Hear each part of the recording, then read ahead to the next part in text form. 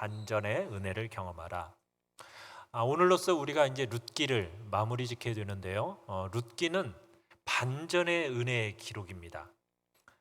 나오미와 룻에게서 어떤 반전이 일어났었습니까? 룻기를 시작할 때 죽음으로 시작하는 성경이 룻기였습니다. 그죠? 절망과 실패로 시작된 성경이 룻기입니다. 그래서 우리가 1장 3절에서 나오미의 남편 엘리멜렉의 죽음을 보았고요. 5절에서는 두 아들 말론과 기럐의 죽음을 보았습니다. 그런데 오늘 4장 이제 마지막에서는 새로운 생명이 탄생하는 것을 보게 됩니다. 어떻게 보면 단절되고 끝날 것으로 생각되어졌던 그 곳에서 하나님의 반전의 역사가 일어나게 된 거죠. 룻기는 어떻게 보면 장례식으로 시작된 거예요. 그런데 우리가 13절에서 보지만 결혼식, 혼인잔치의 기쁨으로 끝나는 것을 보게 됩니다. 자, 우리 1번을 같이 한번 읽어보겠습니다. 1번입니다. 시작. 나오미에게 주어진 대반전의 은혜. 나오미에게 주어진 대반전의 은혜. 자, 오늘 본문 13절과 14절을 우리 함께 다시 읽어보겠습니다. 시작. 이에 보아스가 룻을 맞이하여 아내로 삼고 그에게 들어갔더니 여호와께서 그에게 임신하게 하심으로 그가 아들을 낳은지라. 여인들이 나오미에게 이르되 찬송할지로다. 여호와께서 오늘 내게 기업 물을 자가 없게 하지 아니하셨도다. 이 아이의 이름이 이스라엘 중에 유명하게 되기를 원하노라. 자, 사랑하는 성도 여러분, 이 13절과 14절은 우리가 처음 1장 20절과 21절에서 나오미가 고백했던 내용과는 전혀 다른, 완전히 대조되는 말씀이라는 것을 보게 됩니다. 자, 1장 20절 21절을 같이 한번 우리 앞에 한번 읽어보죠. 시작. 나오미가 그들에게 이르되 나를 나오미라 부르지 말고 나를 마라라 부르라. 이는 전능자가 나를 심히 괴롭게 하셨음이니라. 내가 풍족하게 나갔더니 여호와께서 내게 비어 돌아오게 하셨느니라. 여러분, 이건 정말 나오미에게 있어서 대반전의 은혜입니다. 우리가 나오미가 1장에서 정말 울면서 참담한 고백을 했던 것을 보는 거예요. 그러더니 오늘 4장에서 나오미는 주님의 풍성하심을 노래하고 있습니다. 찬양하고 있습니다. 1장에서는 비어 돌아오게 하셨다고 했는데 4장에서는 풍성함에 대한 찬양과 노래가 나오는 거예요. 4장의 이 마지막 부분은 어떻게 보면 1장에 있었던 그 음울한 분위기를 다 날려버립니다. 1장에서는 죽음, 그러니까 제일 처음에는 흉년의, 이주의, 죽음과 죽음의 헤어짐, 고독과 소외, 여러분 이런 그림 하나하나가 4장에서는 다 날려버리고 있는 거예요. 절망스러웠던 문제들, 도무지 답이라고는 건 없을 것 같은 그런 상황들이 봄햇살에 눈 녹듯이 지금 사라져버린 겁니다. 희망을 말하면은 고문이라고 말하는, 희망 고문이라고 말할 만큼 어두웠던 그 절망의 날이 지나가고 있는 거예요. 모든 것이 회복되는 복의 날이 임하게 된 것입니다. 사랑하는 성도 여러분, 혹시 여러분의 삶 속에서도 이런 나오미처럼 울며 참담한 고백이 혹여나 나오고 있습니까? 사랑하는 성도 여러분, 지금 여러분의 삶 속에 정말 반전의 은혜를 베푸시는 그런 주님을 향한 확신을 붙드는 여러분들이 되시길 바랍니다. 아직은 내 인생에 좋은 날이 오지 않았다라는 그런 확신이 여러분의 마음속에 선물로 주어지기를 바랍니다. 여러분의 인생의 대반전의 역사를 꿈꾸는 그런 경험들이 여러분들의 인생에 되어지기를 간절히 바랍니다.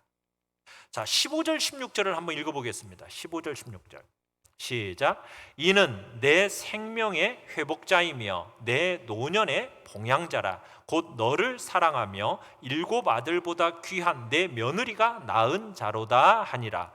나오미가 아기를 받아 품에 품고 그의 양육자가 되니. 자, 나오미가 돌아왔을 때는 텅 비어 돌아왔었어요. 자, 그런 텅 빈 나오미가 여러분 모든 것을 다 잃고 돌아왔을 때는 어떤 마음으로 돌아왔겠어요? 그래, 그냥 고향에서 죽고 싶다. 여러분 그런 마음으로 많은 기대하지 않고 돌아왔었을 거예요. 자, 그런데 이곳에서 지금 나오미는 무엇을 경험하고 있는 겁니까? 생명을 다시 품에 안는 놀라운 일을 경험하게 된 거예요. 회복을 경험하고 있는 거예요. 하나님이 나오미의 가장 큰 텅 빈 것이 무엇인지, 무엇으로 그 텅 빈 것을 채워질 수 있는지 그것을 알고 계셨던 겁니다. 그 생명이 텅 빈 자리를 지금 그 새로운 생명으로 충만하게 채워주고 계시는 거죠. 룻과 보아스는 나오미의 그 시린 가슴에 지금 따뜻한 새 생명의 성물을 안겨주고 있는 것입니다. 보아스와 룻 사이에 태어난 그 아들 오벳, 이 오벳을 나오미가 품에 안고 키우게 된 거예요. 우리 할머니들은 손주들 품고 있으면 정말 뿌듯하죠. 이 나오미의 마음이 어떻겠어요? 그죠? 정말 새로 태어난 이 아이가 나오미에게 있어서 고엘, 기업 무르는 자예요. 14절에 그렇게 표현하고 있죠.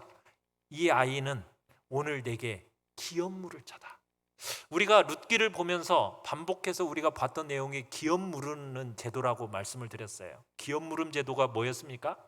이스라엘 백성의 어떤 가문에게 주신 하나님의 기업이 망하게 된 거예요. 끊어지게 된 거예요. 그랬을 때 하나님께서 다시 회복시켜 주시는 하나의 방법적인 제도로서 주신 것이 기업 무름의 제도였어요. 또 그와 함께 계대결혼이라는 제도도 하나님께서 허락하셨었죠. 계대결혼이라는 것은 무엇이었습니까? 형이 자손이 없이 죽었어요. 그랬을 때 동생이 형수와 결혼해서 그 첫 번째 낳은 아들로 형의 가문과 기업을 이어가도록 해주는 제도가 계대결혼 제도였어요. 이 기업무름 제도 속에는, 계대결혼이라는 이 제도 속에는 어떤 의미가 숨겨져 있느냐면, 하나님께서 어떤 가문도 죄로 말미암아 끊어져서 멸망하기를 원치 않으신다. 그 하나님의 마음이 담겨져 있는 제도가 기업무름의 제도요, 계대결혼의 제도입니다. 자, 이 지금 보아스와 룻 사이에서 태어난 아들 오벳이 바로 나오미의 기업 무르는 자가 된 거예요. 나오미의 생명의 회복자가 된 겁니다. 나오미는 지금 귀한 며느리가 낳은 아들을 자신의 품에 안고서는 지금 날마다 바라보는 양육의 기쁨을 누리고 있는 겁니다.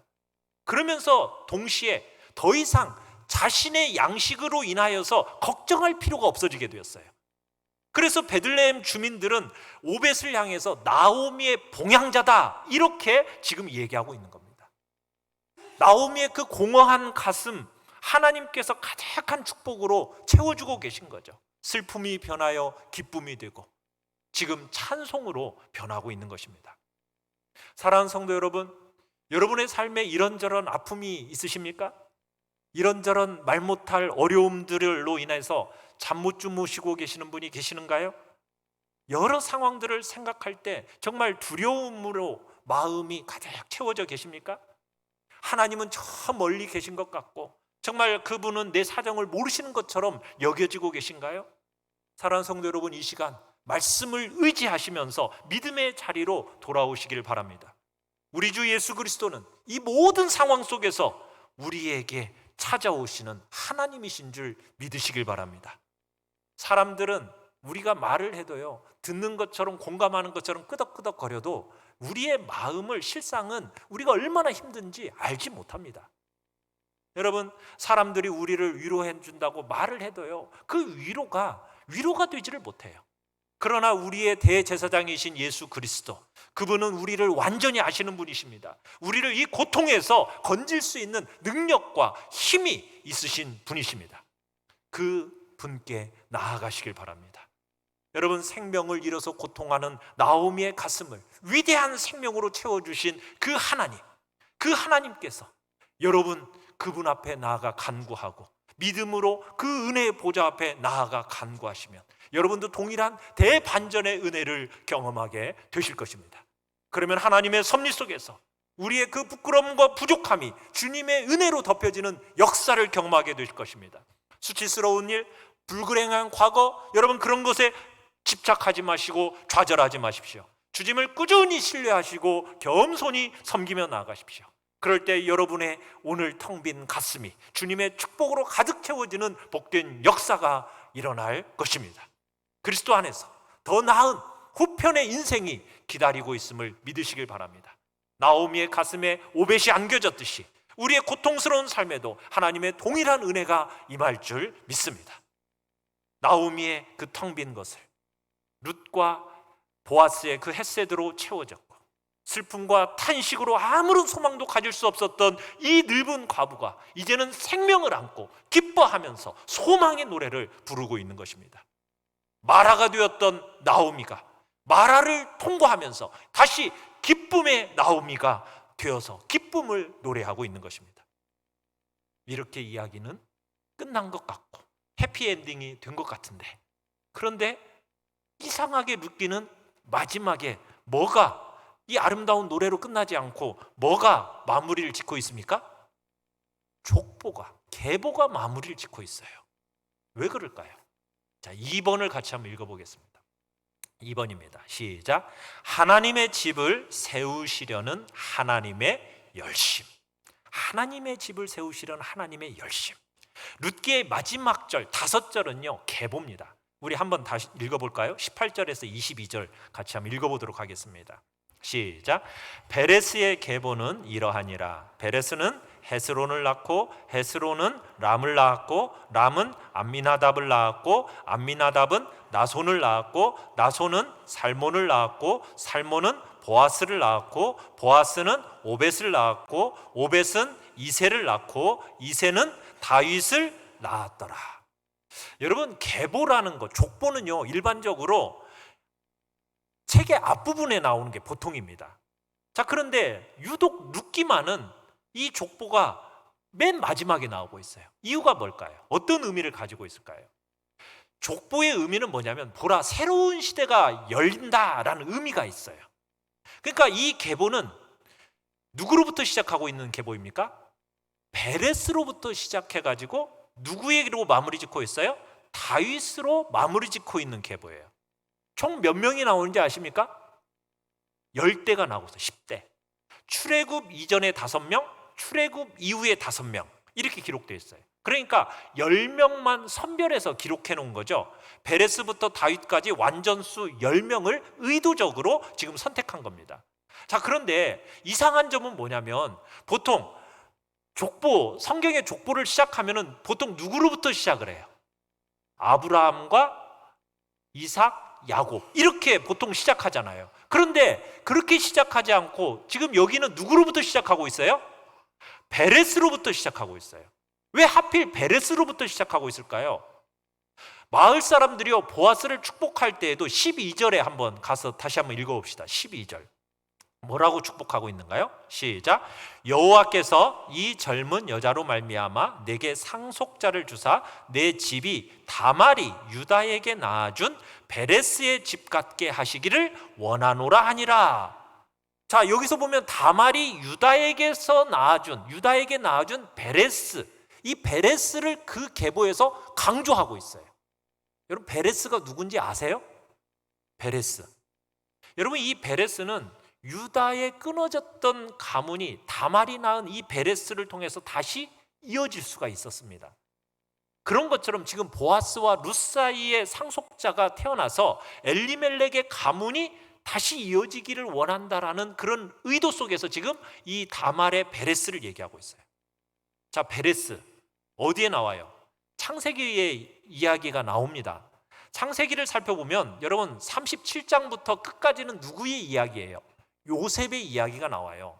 그런데 뜬금없이 38장에 요셉의 이야기가 아니라 이 야곱의 넷째 아들 유다의 이야기가 나와요. 좋은 얘기도 아닙니다. 별로 좋지 않은 에피소드가 이 38장에 나와요. 불쑥 끼어들어 있어요.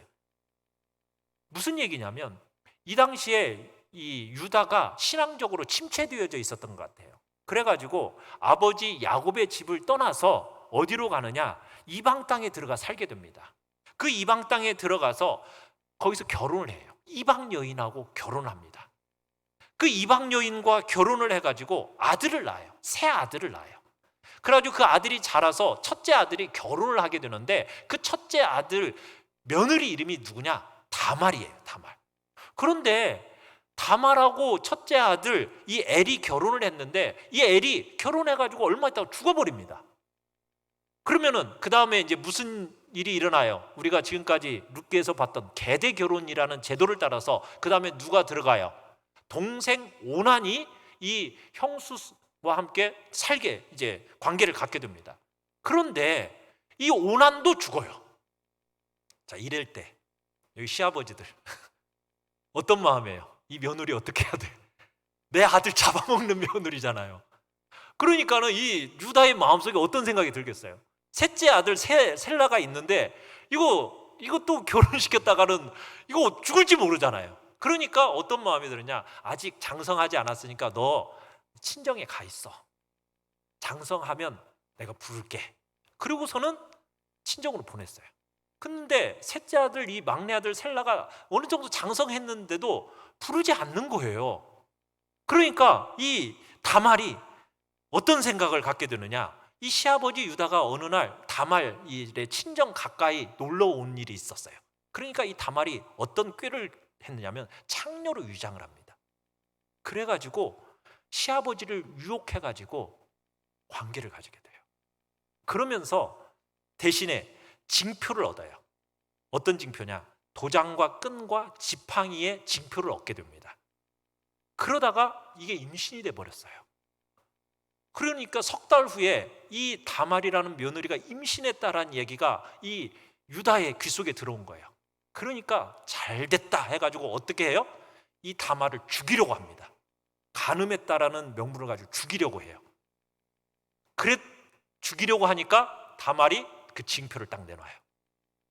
징표를 내놓으니까 어때요? 뱃속에 있는 아이가 자신의 아이임을 알고서는 죽이지 못합니다. 그리고는 다말이 출산하게 돼요.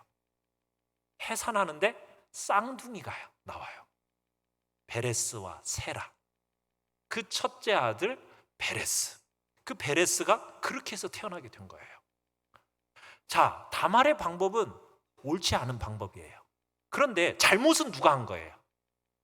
유다가 잘못한 거예요. 원래는 계대 결혼법을 따라서 셀라를 줬어야 되는데 주지 않았기 때문에 이런 일이 벌어지게 된 거잖아요. 그래서 결국 이 다말에게 막내 아들을 셀라를 주지 않은 유다가 잘못한 것이었기 때문에 정상적인 방법은 아니지만 하나님께서 이 다말을 통해서 하나님의 기업이 이어지는 것을 허락하십니다. 어떻게 보면은 유다의 기업이 끊어질 상황이었고 위기였어요.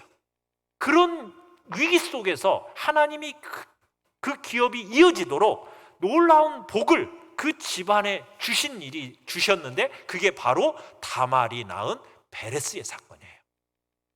이것을 지금 오늘 여기서 얘기하고 있는 거예요. 지금 룻이 낳은 오벳도 그런 맥락 속에서 이해하라는 거예요. 무슨 얘기냐? 이 엘리멜렉이 하나님을 왕으로 모시고 하나님의 기업인 그 이스라엘 땅에서 거주했어야 돼요. 그런데 기근이 나서 모압 땅으로 가버렸어요.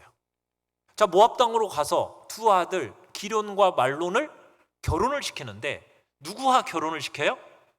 모압 여인하고 결혼을 시켜요. 그런데 율법에는 여호와의 총회에 영원히 들어올 수 없는 족속으로서 모압 족속하고 암몬 족속을 꼽고 있습니다. 그런데 이 모압 여인과 자기 자식을 결혼시키고 있는 거예요. 그러다가 이 엘리멜렉이 죽어버리고 그 다음에 말론과 기럧도 죽어버렸어요. 거기다가 나오미는 태가 다쳤어요. 그러면 이제 엘리멜렉의 기업은 어떻게 돼버린 거예요? 더 이상 이어질 수 없이 끊어져 버리게 된 거예요. 그런데 하나님께서 이 이방 여인 모압 여인 룻을 통해서 이 기업을 이어가게 하신 거예요. 이게 바로 다말과 같다라는 것에서 지금 이 다말의 베레스 얘기를 하고 있는 겁니다. 인간에게서는 끊어졌어요. 그런데 하나님의 힘과 능력으로서 그의 집을 다시 세우고 계시는 거죠. 그러니까 인간이 가진 것으로 되는 게 아니라 하나님이 하신 거예요. 유다에게서 이미 끊어진 것을 하나님이 이으셔서 유다의 상속자 베레스의 계보가 시작되게 하셨고, 엘리멜렉에게서 끊어진 것을 다시 하나님이 이어주신 거죠. 그러니까 우리가 보면은 이 하나님의 기업의 역사라는 것은 별로 이렇게 자랑스럽지 않은 역사예요. 어떻게 보면 오히려 오욕의 역사고 치욕의 역사라고 할 수가 있어요.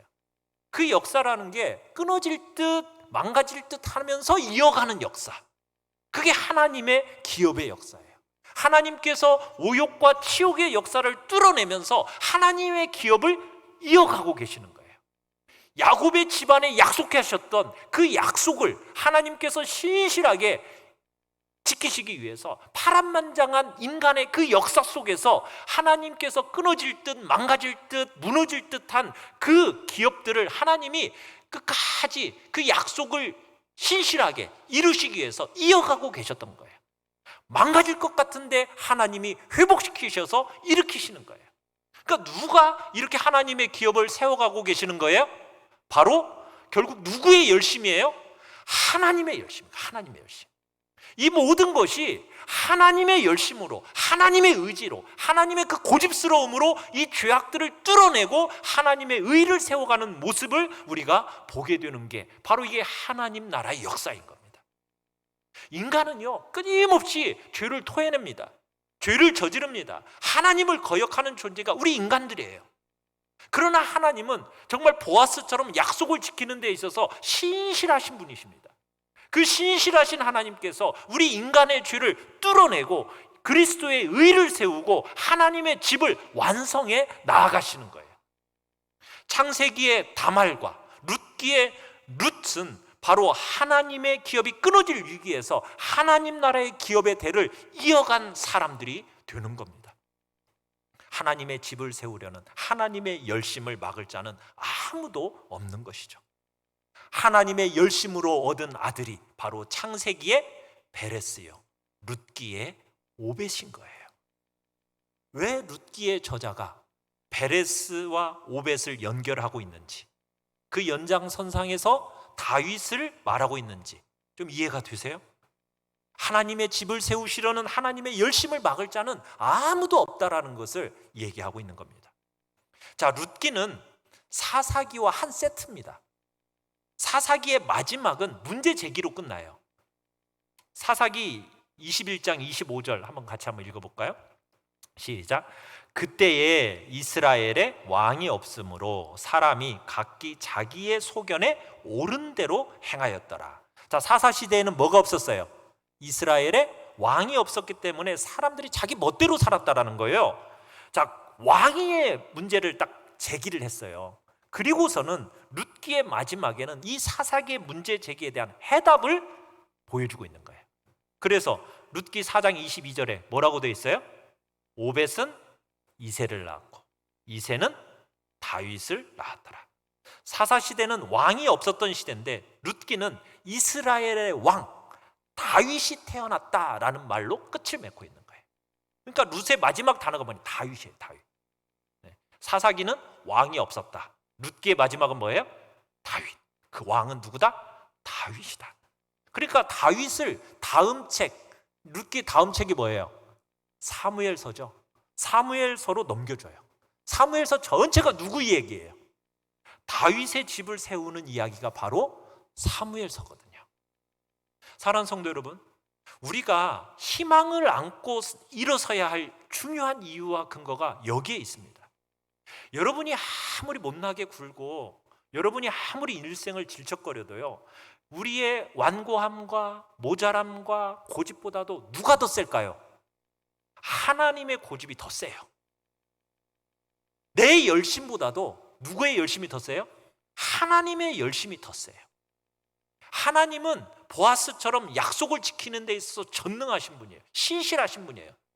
그렇기 때문에 우리는 아무리 못나게 굴고 아무리 주저앉고 아무리 삐지고 난리쳐도요, 하나님은 묵묵히 여러분의 그 못남과 오류와 그 혼란과 그걸 다 뚫어내고 마침내 그리스도의 의를 통해서 우리의 집을, 하나님의 집을 완성시키시는 것입니다. 믿으십니까? 그렇게 우리의 일생을 만들어가고 계시는 거예요. 룻기는 바로 그런 새벽을 소망케 하는 귀한 책인 거죠. 결국 그 귀결이 누구에게로 모아지고 있습니까?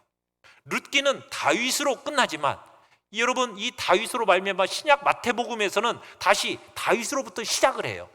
마태복음 1장 1절 같이 한번 볼까요? 마태복음 1장 1절입니다. 시작. 아브라함과 다윗의 자손 예수 그리스도의 계보라.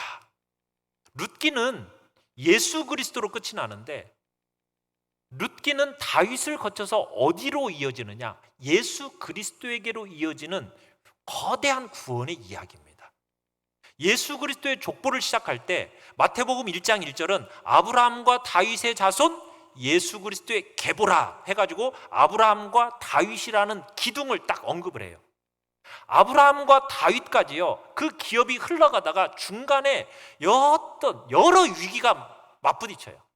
그런데 그것을 어떻게 이어져 가게 하시는지를 이야기하고 있는 게 족보 이야기예요. 마태복음 1장 3절을 보시면은 이렇게 얘기하고 있어요. 같이 한번 읽어보죠. 시작. 유다는 다말에게서 베레스와 세라를 낳고 베레스는 헤스론을 낳고. 자, 유다에게서 기업이 끊어질 상황과 위기가 찾아왔어요. 그런데 하나님의 기업이 그 기업을 이어지도록 놀라운 복을 그 집안에 주신 거예요. 정상적으로는 그 계보에 들어올 수가 없는 이름이에요. 여러분, 그 다음에 살몬은 라합이라는 가나안 기생을 통해서 자녀가 나오는데 그 이름이 누구예요? 보아스예요.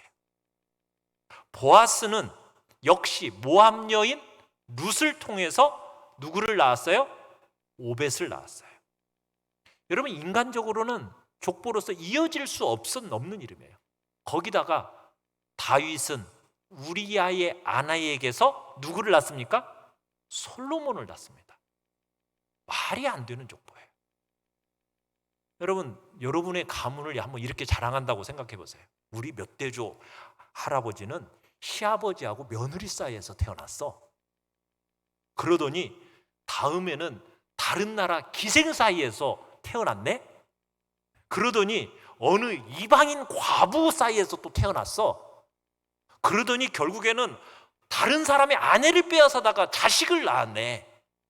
여러분, 그거 과연 정상적인 이어진 족보라고 여러분 자랑하겠습니까? 자랑하겠어요?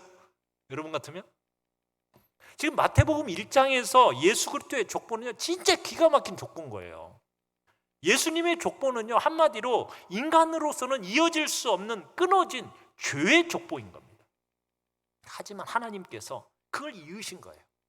저주를 끊어버리고 생명을 이어가는 족보를 상징하는 거예요. 그래서 마태복음 1장 예수 그리스도의 족보를 생명의 족보라고 하는 겁니다. 마태복음 1장의 족보는 그 흐름상 우리가 이해할 수도 없고요, 끊어지지 않고 이어져서 예수 그리스도까지 흘러가고 있다는 거, 참 이게 놀라운 일이죠. 이 왕의 족보가 바로 사람의 힘이 아닌 하나님의 힘으로 흘러왔고, 아브라함과 다윗의 기업은 결국 하나님이 세우신 거라는 거예요. 그러니까 하나님의 기업은 끊어지지 않습니다. 하나님의 나라는 망하지 않습니다. 하나님의 교회는 결코 꺾이지 않습니다. 망하지 않습니다. 오직 하나님의 힘으로 이어가실 것입니다. 이 축복이 있고 이 축복을 증거하는 계보가 바로 예수 그리스도의 계보고, 절대 망하지 않는 계보를 여러분들은 이어받으신 거예요. 그 족보가 지금 흘러서 여러분까지 이어진 거예요. 그래서 여러분은 망해요, 안 망해요? 절대 망하지 않습니다. 여러분의 어떤 모습 속에서도 망하지 않는 족보 속으로 여러분은 들어오신 거예요. 3번을 같이 한번 읽어보겠습니다. 3번입니다. 시작. 하나님의 나라를 세우는 소소한 사랑과 헌신. 자, 룻기는요, 한 사람의 가족으로 시작이 되었어요. 그죠? 하나님은 한 사람에게 관심을 두십니다.